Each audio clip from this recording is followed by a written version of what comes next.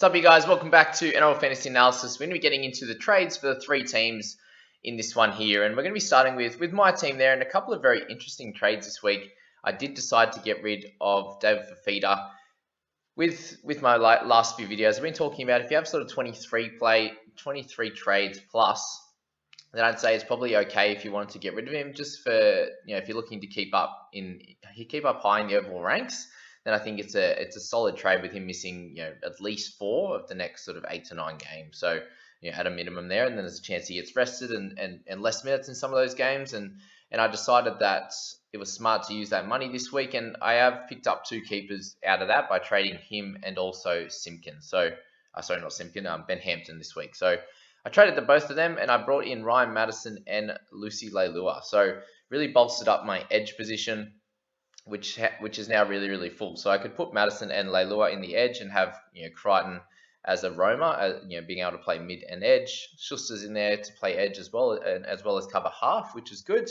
So I feel like the balance in the squad is much better now. And looking forward, it's probably going to be a Welch upgrade in round 13 to a strong mid, whether it could be a little bit better to a Fisher Harris, or could be a Papali'i if he drops a little bit in price, or something like that. We'll have a bit of a think of that going forward, but that's kind of where I'm at the moment. I think these two guys are going to be 50-odd point keepers in our edge position, and you can get them both at a pretty nice price, with Leilua averaging 57, so a lot higher than what he's actually priced at, which is good. So yes, that means bringing in another West Tigers player, and I'm not liking Madge at the moment, but this is what I've decided to do, and this is where the team's how the team's looking. There's a good chance Pap will be playing this week, so hopefully at least one of either Pap or Walker play, which makes me have a full 17. And if they both play, then I have a chance to loop this week, which is pretty cool. So I'm really happy with how the team's looking now. Obviously, Dewey playing centers is a bit of a pain in the ass, but Laurie, Sheck, all looking solid there. And we'll go through our numbers for round 13 now, and even including Simpkin, Stefano, and Lainu all being out. So we'll go through that.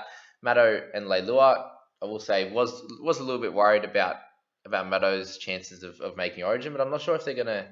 I know he likes him as a player, but is he going to risk him with the concussions that he's had? I'm not sure. When they've got Crichton, they've got Frizzell, do they need to carry another edge?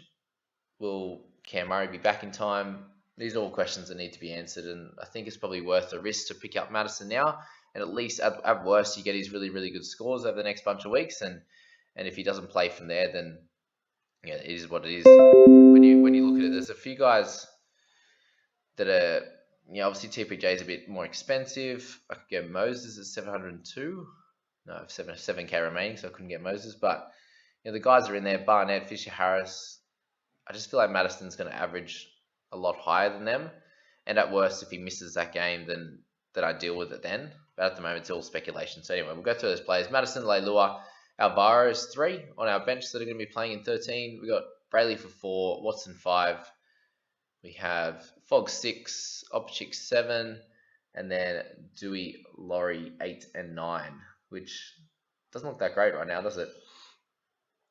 When I had Simpkin, Uitukamanu, and Lainu as 3 guys that I was going to be playing during that period as well. So a little bit of pain in the ass, and that's probably why I'm holding those guys. Is that they are a chance of playing 13, and if it gets closer and they get back into the squad, especially Stefano and Lainu, then I'll have them there as players. So that's something to think about, guys. If you got them out right now, I traded for Fafita, who's not playing 13, and also Hampton, who's not playing 13, to pick up 2 guys that will, and I'm still sitting there with 9 players. So beware of the types of players you are getting rid of this week, if it's a Simpkin, Stefano, Lainu, whatever it is, because there's a chance that they come back in 13. And if we're all running out of trades and trying to get to like a 14, 15 players for round 13, it's probably going to be a bit of an issue going forward. So keep that in mind.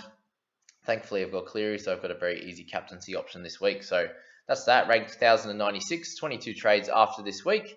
I think is a pretty solid position, and we'll see how many people I can get playing for round 13. Hopefully one or two of these guys come back during that round 13 game. So that's the story right now.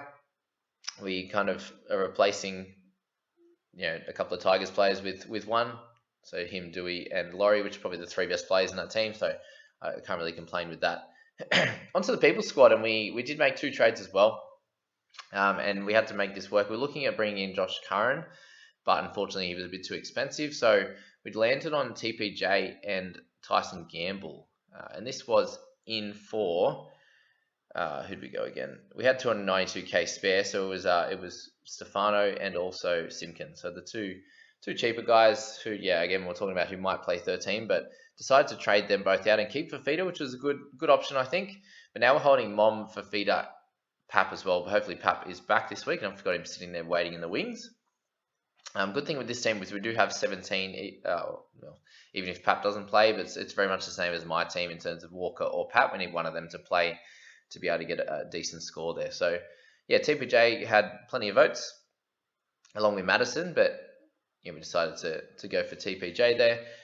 Madison with that slight worry of as if he'll play Origin. It's probably the same worry as TPJ. Like he's an option there. Freddie didn't talk about him in that interview that we're referencing, which I'm sure you can find in any of the socials, guys. I don't have it on me. But yeah, that's where this squad's at. We've brought those two players in. 21 trades left now and 61k in the bank. I feel like that'll help us out pretty well. Getting TPJ as another middle / edge, which we can rotate between. We got Crichton, Harris, and TPJ there, which is great. Gamble comes in as a bit of a cash cow who's scoring pretty well. So I'm quite happy with those two trades this week. There's probably not too much else to say other than that. With Teddy hopefully coming in for a big game. We got Cowboys this week for him. I'm expecting a bounce back. I'm expecting a try. So let's see how that one goes there.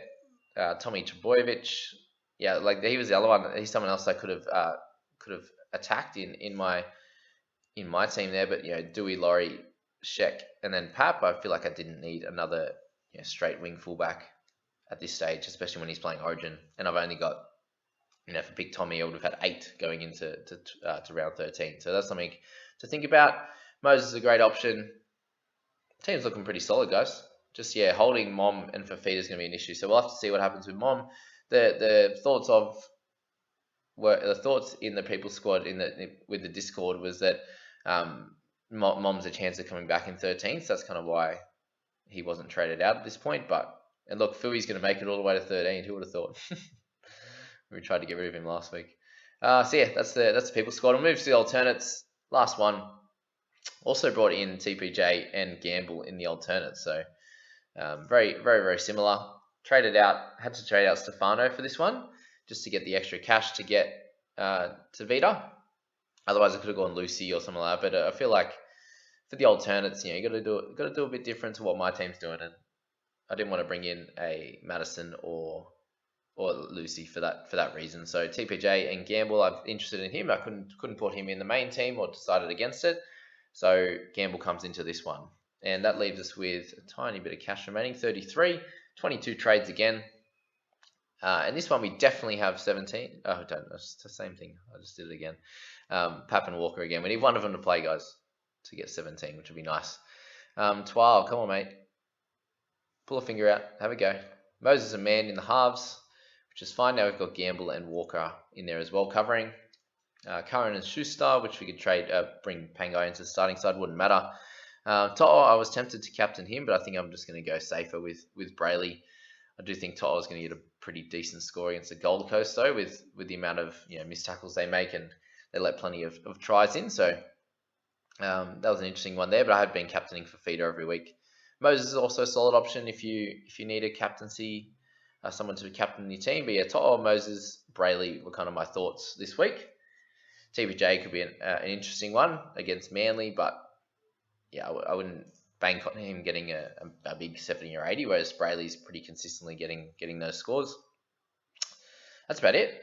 Let me know what you guys think around those trades this week. Kind of a trade heavy week with us, with all the teams needing to try to get to 17 on the park. So yeah, if you're enjoying these guys, hit like, hit subscribe. This is the last video of the week before lockout in 4 hours and 21 minutes there. Hope you're enjoying it, and we'll catch you in those next ones, guys, where we're going to be analyzing each of the games throughout the week. And I'm actually going to be away this week, so it'll be a different background. So as I said, hope you enjoy it. We'll catch you then. Bye, guys.